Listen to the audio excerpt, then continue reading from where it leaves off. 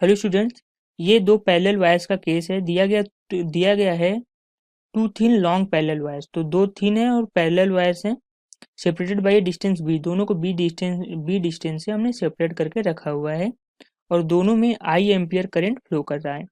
The magnitude of force per unit length exerted by one wire on the other. तो देखो, जो magnitude of force होता है per unit length, इसकी value कितनी होती है? Mu naught I1 I2 divided by 2 pi D, जिसमें म्यू नॉट आपको पता है I1 करंट होता है पहली वायर में, I2 दूसरी वायर में, और डी जो होता है डिस्टेंस बिटवीन देम। तो हमें सब कुछ बताया गया है।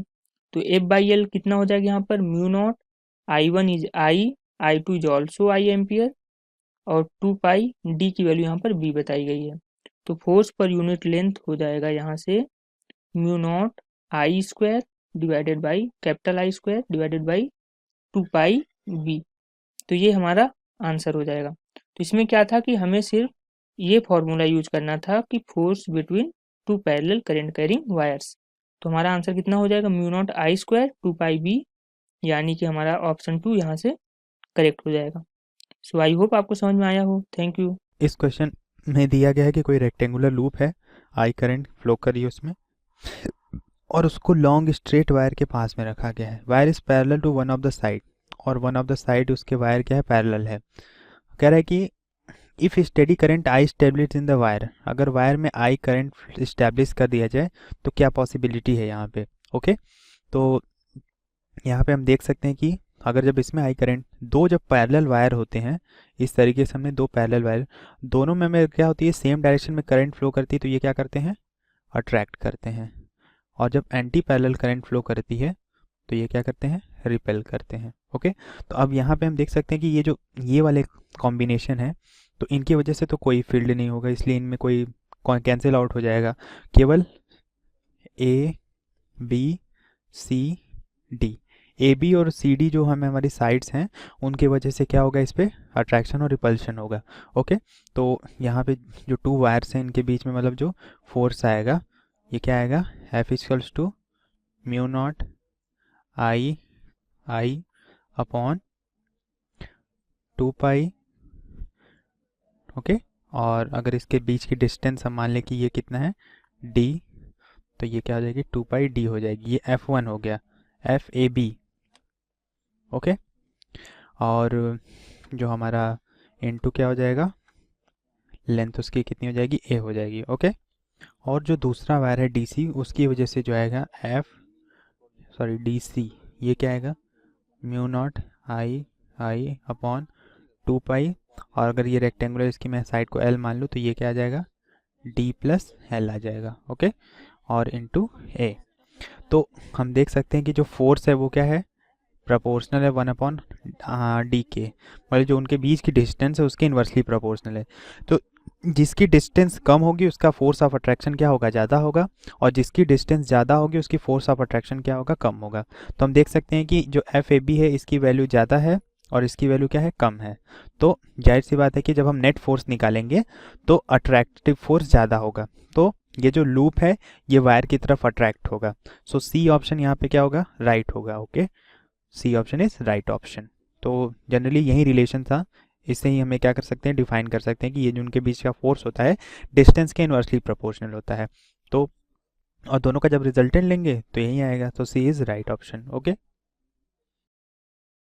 Hello students, in this question, a wire ABCDEF with each side of length L bent as shown in the figure and carrying a current I is placed in a uniform magnetic induction B parallel to the positive y direction.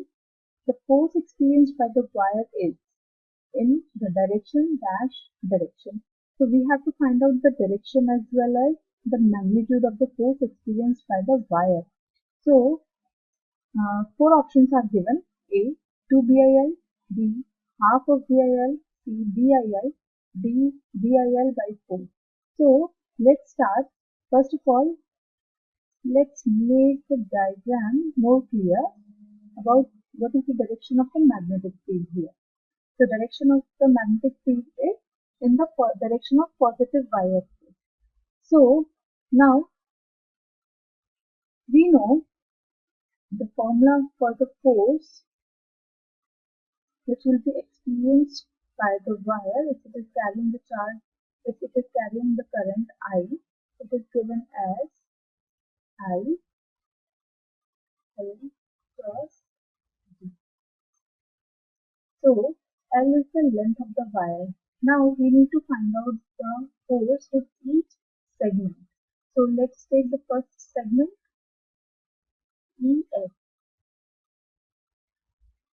EF is actually parallel to B, but it is having the opposite direction. That means here the direction theta is 180 degrees. So F will be obviously 0. Also, if we can see the segment BA, this is also parallel to, let's make it more clear, it is magnetic field. So theta will be 0. So again F is equal to 0 because we know the formula F is equal to I L T sin theta. So substituting the value of theta, we have F is equal to 0, again F is equal to 0. Now coming to the next, we will be taking the segment DE. DE is not parallel but perpendicular to the magnetic field. So the angle theta will be 90 degrees. So here the force will be I L D. Also due to the wire TB, this is also perpendicular to the magnetic field. So here, but its direction is opposite to that. So here the angle will be 270 degrees. So substituting the value again, we will be having the force in the negative sign. So these two forces will be cancelling out each other. Thus, the net force effective due to this will be 0. Now we have one more segment left, that is CD. So CD, as we can see, is in X direction.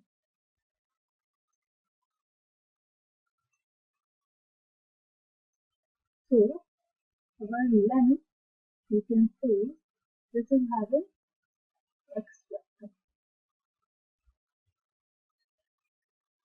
Here you can write down. Also, magnetic field is having the direction in Y axis. So D vector. Now let's calculate the force.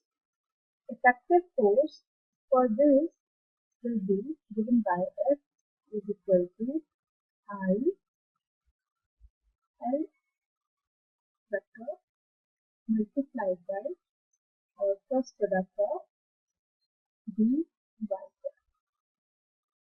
So here the magnitude will be I L T, but the cross product of X and Y will be given Z vector. So here we can say the magnitude, the force experienced by the wire F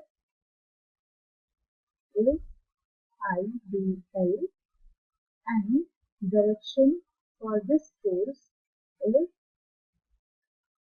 Z direction.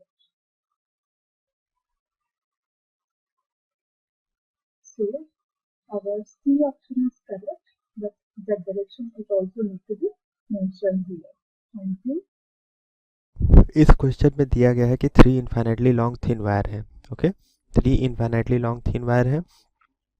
Each carrying current I in same direction. तीनों में I current flow करिए same direction में in the X Y plane of gravity free space. Gravity free space में ये रखे हुए हैं. The central wire is along Y axis. जो सेंट्रल वायर है वो कहाँ है? वाई एक्सिस के अलोंग है, और अदर दो डिस्टेंस पे प्लस माइनस डी पे रखे हुए हैं.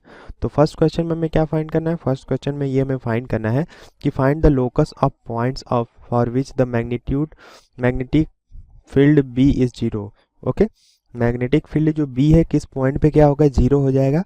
ये पॉइंट हमें क्या करना है, फाइंड करना है। If the central wire is displaced along Z direction, अगर सेंट्रल वायर को जेड डायरेक्शन में क्या कर दिया जाए, डिस्प्लेस कर दिया जाए। ओके, तो स्मॉल अमाउंट से डिस्प्लेस कर देंगे और फिर उसको रिलीज कर देंगे, तो so that it will execute simple harmonic motion. तो ये शो करना है कि ये क्या करेगा, सिंपल हार्मोनिक मोशन परफॉर्म करेगा। If the linear density of the wire is lambda, find the frequency of oscillation. Frequency of oscillation भी हमें क्या करना है, फाइंड करना है। तो 3 वायर क्या करते हैं, ड्रॉ कर लेते हैं। ओके, कि ये हमारे क्या हो गए, 3 वायर हो गए। ओके, ये पहला वायर हो गया। उसके बाद फिर क्या करते हैं, दूसरा वायर ड्रॉ करते हैं। ये हमारा दूसरा वायर हो गया और ये तीसरा वायर हो गया। ओके, ये 3 वायर हो गए और तीनों क्या है, ये वाला जो वायर है ये वाई एक्सिस के अलोंग है, इधर वाई एक्सिस है और ये इनका मिडिल पॉइंट हो गया। मान लिया कि ये मिडिल पॉइंट हो गया। ओके, ये डी डिस्टेंस पे है और ये माइनस डी डिस्टेंस पे है। ओके, ये हो गया। तो इसको मैं नाम दे देता हूँ कि ये वाला वायर कौन सा है, ये ए वायर है, ये बी वायर है और ये सी वायर है। ओके, तो अब क्या हो गया हमारे पास कि ये वायर हो गए। अब यहाँ पे हमें बताना है कि किसी एक पॉइंट पे जो मैग्नेटिक फील्ड होगा वो क्या होगा, ज़ीरो होगा। तो मैग्नेटिक फील्ड जीरो किसी 2 वायर के बीच में ही होता है। ओके, तो एज्यूम करते हैं कि ये पॉइंट हम कंसीडर करते हैं कि इस पॉइंट पे हमारा जो मैग्नेटिक फील्ड है ये क्या है, जीरो है। ओके, तो इस पॉइंट पे हम क्या करते हैं, मैग्नेटिक फील्ड को जीरो एज्यूम करते हैं। तो 2 वायर्स के बीच जो वायर की वजह से, इन्फाइनाइटली लॉन्ग वायर की वजह से जो मैग्नेटिक फील्ड होता है बी, वो क्या होता है, म्यू नॉट, इसको ऐसे लिखते हैं, mu naught into 2I upon 4 pi R. Okay, ये क्या होता है, हमारे पास वैल्यू होती है मैग्नेटिक फील्ड की। तो अब क्या करते हैं कि जो वायर्स हैं इन तीनों की वजह से उस पॉइंट पी पे मैग्नेटिक फील्ड लिख लेते हैं। तो ये डिस्टेंस हमने एज्यूम किया है कि ये कितना है, एक्स है। ओके, ये डिस्टेंस को हम एज्यूम कर ले रहे हैं कि ये डिस्टेंस कितनी है, एक्स डिस्टेंस है। तो वायर की वजह से, पहले वायर की वजह से क्या होगा, तो बी पी हमें फाइंड करना है। बी पी मैग्नेटिक फील्ड है, तो ये क्या होगा, सम होगा magnetic field due to A P plus magnetic field due to P B plus magnetic field due to P C. Okay, ये जो है सारे वायर, तीनों वायर की वजह से मैग्नेटिक फील्ड हो गए। तो इनकी वैल्यू क्या होगी, तो B A P mu naught into 2I upon, ये डिस्टेंस कितनी होगी, तो ये डिस्टेंस हो जाएगी हमारे पास 4 पाई प्लस एक्स हो जाएगी। ओके, प्लस दूसरे वायर की वजह से mu not 2I upon 4 pi x, और तीसरे वायर की वजह से म्यू नॉट 2I अपॉन में क्या आ जाएगा, डी माइनस एक्स आएगा। तो यहाँ क्या कर दिए, डी माइनस एक्स। अब mu naught 2I upon 4 pi common ले लेते हैं। म्यू नॉट 2I अपॉन 4 पाई ये टर्म कॉमन ले लिया, तो ये क्या आ जाएगा, 1 upon D plus x plus 1 upon यहाँ 1 अपॉन एक्स आएगा plus 1 upon D minus x, ये आएगा। तो यहाँ से इसको क्या करते हैं, सिंप्लीफाई करते हैं और एक्स की वैल्यू कैलकुलेट करते हैं। ओके, तो बीपी हमारे पास क्या होना चाहिए, उस पॉइंट पे मैग्नेटिक फील्ड ज़ीरो होना चाहिए। तो बीपी ज़ीरो होने का मतलब कि जब इस पूरे टर्म को हम क्या करेंगे, ज़ीरो से इक्वेट करेंगे, तो ये आएगा। तो यहाँ से इसको हम लिख सकते हैं 1 upon D plus x plus 1 upon x plus 1 upon D minus x. ये टर्म पूरा क्या हो जाएगा, जीरो के इक्वल हो जाएगा। यहाँ से इसको सॉल्व करेंगे तो ऑन सॉल्विंग एक्स की जो वैल्यू आएगी ये कितनी आ जाएगी, एक्स की वैल्यू, क्वाड्रेटिक इक्वेशन बन जाएगा और 2 वैल्यू मिलेगी, plus minus D by root 3। Okay, ये वैल्यू मिल जाएगी हमें एक्स की। ठीक है, तो इसको एलसीएम लेके हम सॉल्व करेंगे तो ये वैल्यू आएगी एक्स की हमारे पास। तो इस डिस्टेंस पे जो हमारा मैग्नेटिक फील्ड है ये क्या हो जाएगा, ज़ीरो हो जाएगा। अब हमें क्या फाइंड करना है, सेकंड केस में हमें ये फाइंड करना है कि वायर को सिंपली थोड़ा सा डिस्प्लेस कर दे रहे हैं जेड एक्सिस के अलोंग, तो ये क्या परफॉर्म करने लग रहा है, सिंपल हार्मोनिक मोशन परफॉर्म कर रहा है। तो हमें उसकी फ्रीक्वेंसी ऑफ ऑसिलेशन फाइंड करना है। तो चलिए इसको सॉल्व करते हैं। तो सेकेंड पार्ट में हमें क्या बोला है कि उसके जो वायर है सेंट्रल वायर को जेड एक्सिस के लॉन्ग थोड़ा सा डिस्प्लेस कर दिया जा रहा है। तो इसके लिए हम क्या करते हैं, एक फिगर ड्रॉ कर लेते हैं कि इनिशियल पोजीशन इनकी एज्यूम कर लेते हैं कि ये इनिशियल पोजीशन है। ओके, ये हमारी क्या है, इनकी इनिशियल पोजीशन है। और ये परपेंडिकुलर डायरेक्शन किसको रिप्रेजेंट कर रहा है, जो प्लेन ऑफ पेपर है ये वाई को रिप्रेजेंट कर रहा है। ओके, ये इस तरीके से ये तीनों वायर हो गए और इस डायरेक्शन में ये हमारा क्या है, एक्स एक्सिस है। और इसको मैंने अब मान लिया कि ये हमारी क्या रिप्रेजेंट कर रही है, जेड एक्सिस को रिप्रेजेंट कर रही है ये। तो अब उसने बोला है कि वायर को कितना डिस्प्लेस किया गया है, जेड डिस्टेंस डिस्प्लेस कर दिया गया। तो एज्यूम कर लेते हैं कि वायर कहाँ आ गया, बी वाला जो वायर था यहाँ आ गया, ये ए हो गया, ये सी हो गया, ये बी वाला वायर हो गया। तो और ये डिस्टेंस जो गई हमारे पास ये क्या हो गई, जेड हो गई। और ये यहाँ से यहाँ तक जो हो गया ये एंगल क्या हो गया, थीटा, ये एंगल थीटा हो गया हमारे पास। तो दोनों फोर्स क्या लगेंगे, यहाँ पे भी फोर्स क्या होगा, अट्रैक्टिव होगा, और इस डायरेक्शन में भी फोर्स क्या होगा, अट्रैक्टिव होगा। ओके, और जो दोनों के वायर के बीच में फोर्स होता है वो क्या होता है, फोर्स पर यूनिट लेंथ जो होता है, तो उसको हम एफ से रिप्रेजेंट कर रहे हैं। एफ इक्वल्स टू क्या होता है, म्यू नॉट 2I1I2 अपॉन में 4 पाई आर। ये हमने फोर्स पर यूनिट लेंथ को मान लिया कि स्मॉल एफ से हम उसको एज्यूम कर रहे हैं। तो ये वैल्यू क्या हो गई, उनके बीच के फोर्स की हो गई। ओके, तो अब जो वायर है यहाँ पे, तो किस वायर को हम सबसे पहले एज्यूम करते हैं, तो वायर ए और सी के बीच, ए और सी की वजह से जो इन पे फोर्स लग रहा है उसकी वैल्यू लिखते हैं। ओके, तो फोर्स पर यूनिट लेंथ, ये फोर्स पर यूनिट लेंथ है। तो पहले किसकी वजह से लिखते हैं, ए की वजह से लिखते हैं। तो ये वैल्यू क्या आएगी, ये आएगी हमारे पास, इसको देखते हैं। तो ये जो दोनों फोर्स हैं, अगर इसको हम वाई एक्सिस जेड एक्सिस के लॉन्ग डिसॉल्व करेंगे तो हमें क्या मिलेंगे, दो कंपोनेंट मिलेंगे। और दोनों कंपोनेंट क्या होंगे, 2F cos थीटा। ओके, ये डिस्टेंस को हमने r मान लिया और ये डिस्टेंस गिवन है कि ये डिस्टेंस क्या है, d है। ओके, तो अब यहाँ से हम क्या कर सकते हैं कि इसको cos थीटा को भी चेंज कर सकते हैं। तो यहाँ से लिख सकते हैं 2 इंटू एफ, एफ की वैल्यू क्या है, म्यू नॉट अपॉन 4 पाई 2I1I2 अपॉन में क्या आ जाएगा, आर। आर क्या है, हाइपोटेनियस है, तो हाइपोटेनियस को हम क्या लिख सकते हैं, हाइपोटेनियस को लिख सकते हैं, अभी आर ही रहने देते हैं, इनटू कॉस थीटा की वैल्यू क्या होती है, परपेंडिकुलर, बेस अपॉन परपेंडिकुलर। तो बेस यहाँ पे क्या है, जेड है, और हाइपोटेनस क्या है, आर है। तो अब यहाँ से ये वैल्यू कितनी आ गई, तो ये वैल्यू आ जाएगी हमारे पास एफ बाई एल की 4 म्यू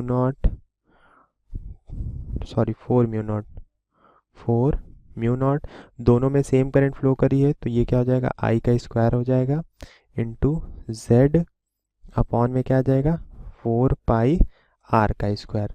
तो यहाँ से इसको क्या करते हैं कि अब आर को जेड और डी के टर्म में लिखते हैं। तो F upon L is equals to क्या आ जाएगा, 4 mu naught I square Z upon 4 pi R square को क्या लिख सकते हैं, D square plus Z square लिख सकते हैं, क्योंकि वो हाइपोटेनियस है ट्रायंगल में। तो ये क्या आ गया, हमारा फोर्स पर यूनिट लेंथ आ गया। अब यहाँ पे एक एजम्पशन ले लेते हैं कि अगर जो डी डिस्टेंस है ये जेड से बहुत ग्रेटर हो गया, if D is very very greater than Z, अगर ये डी की जो डिस्टेंस है जेड से काफ़ी ग्रेटर हो जाए, तो इन दैट केस हम क्या कर सकते हैं कि एज्यूम कर सकते हैं कि हमारा जो वैल्यू आएगा अपॉन वाला, इसमें हम क्या कर सकते हैं कि इसको डी स्क्वायर के इक्विवेलेंट मान सकते हैं। ओके, और यहाँ पे हम देख सकते हैं कि ये जो वायर है हमारे पास, ये इसको क्या कर रहा है कि इसके वापस पोजीशन पे ले जाने की कोशिश करेगा इस फोर्स की वजह से।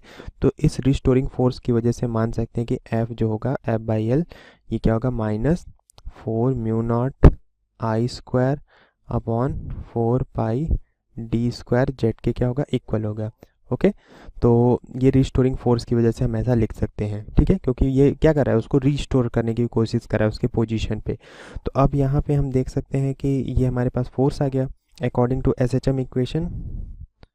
एसएचएम के इक्वेशन में क्या होता है कि जो फोर्स होता है ये इक्वल होता है -m ओमेगा स्क्वायर, जेड के क्या होता है, इक्वल होता है। ओके, तो अब यहाँ से हम देख सकते हैं कि जो फोर्स पर यूनिट लेंथ होगा यहाँ पे क्या होगा, तो दोनों साइड लेंथ से डिवाइड कर देना होगा। फोर्स पर यूनिट लेंथ क्या होगा, -m/l ओमेगा स्क्वायर जेड। और मास पर यूनिट लेंथ क्या होता है, तो लेमडा दिया हुआ है वायर के लिए, तो F/L is equals to lambda omega square Z. ये वैल्यू हमारे पास गिवन है। तो दोनों को क्या करते हैं, कंपेयर करते हैं। ये इक्वेशन 1 हो गया हमारा और ये इक्वेशन क्या हो गया, 2 हो गया। दोनों को आपस में क्या कर देते हैं, कंपेयर कर देते हैं।